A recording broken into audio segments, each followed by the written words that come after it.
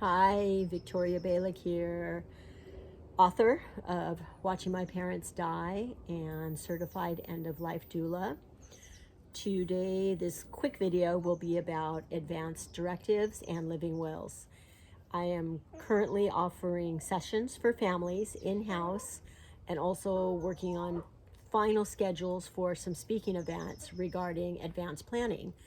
Yes, advanced planning is a document. Living wills, they are a document, and they outline the wishes of somebody when they become terminally ill or something happens when they're preparing to die.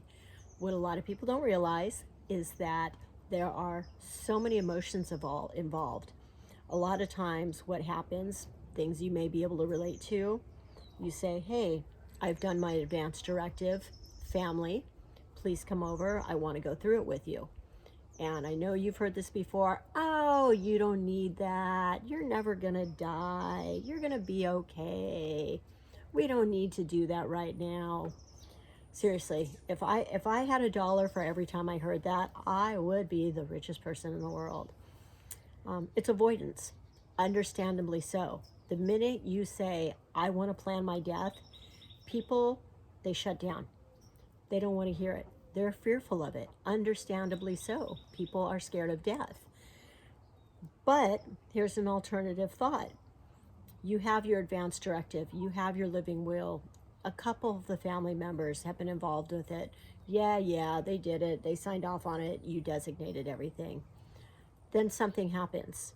And even though the family members were kind of involved with it, there was never the intimate sit down where all of the family members that needed to be involved sat down together and talked through everything.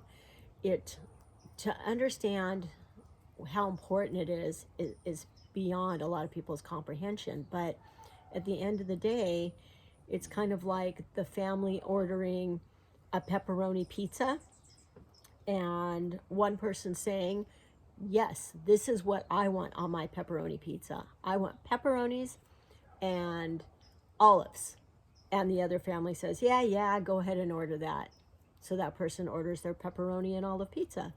But then it comes, it's delivered, and some of the family members says, I don't remember you saying that. Well, here's the receipt. Yeah, but I didn't ask for that. And then other family members say, well, you didn't ask for my opinion. You never asked how I felt. Well, how do I feel about this? What if I don't want you to do that?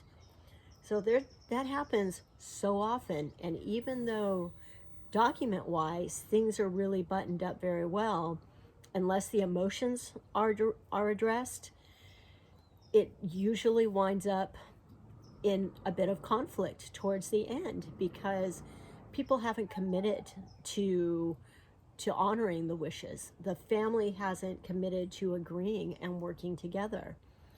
So this is a very, very, very critical part of planning. Even if you're not terminal, if you're aging and you can see things changing, even if it's not terminal, this is the time to plan. This is the time to get the family together. This is the time to work together so that at the end, those wishes are met. So the family is working as a unit and working through what they've agreed to and have committed to. Two very important words when doing advanced planning. So my sessions that I offer, they're called emotionally advanced planning, and they, for the families, it can be up to 10 people. Basically, it can be even more. Who are the most important people in your life? Who are those people that need to be part of the decision? It's important to include even the people where you think, well, we're kind of involved, but not really. Those people, their hearts need to be fulfilled. They need to know that their opinion mattered. So for these sessions, for these private sessions, I go usually to a home and the family is together and we sit down together. I introduce myself. I talk about, just get the idea of what the family is like. And then I'll talk to that person individually, alone. And we'll talk for probably for about, I don't know, 10 minutes or so. Nothing I ever do is on a timeline because the most important thing for me is to make sure that everybody's on the same page. And I've been able to help ensure that when the time does come, it's much smoother, it's much less painful. So after I meet with the critical player, I will sit down with the family members together and we will discuss everything. We will work on the directive if it hasn't been created yet. If it has been created, well, my preference is that we work on the directive and get everything put down on paper. It can be documented appropriately afterwards, but I think it's important to get all the communication taken care of and to get everybody on board during its development. And that way, everybody understands, everybody was there, everybody was part of that commitment and decision. I will let you know when those events are scheduled. I am diligently working on them. So I'll get that out as soon as possible. But in the meantime, yes, fear, understandably, one of the hot topics that you don't ever want to discuss. Again, I'm never dying, or I don't need to put my directive together. I'm not going to die. Or, oh, Dad, you're fine. You have cancer. It's not terminal. You're going through radiation. You're going through chemotherapy. What's going to happen when things start to go down? And that's not going to be a if it happens. Sadly, it's a when it happens. And that's just, it's the way that it is. So let me help you. Let me help your family. Let's start laying down the stepping stones to being emotionally prepared for when things start to happen, and have those stepping stones set down so that it's an easier path when it's time to start walking it. Once again, my name is Victoria Balick.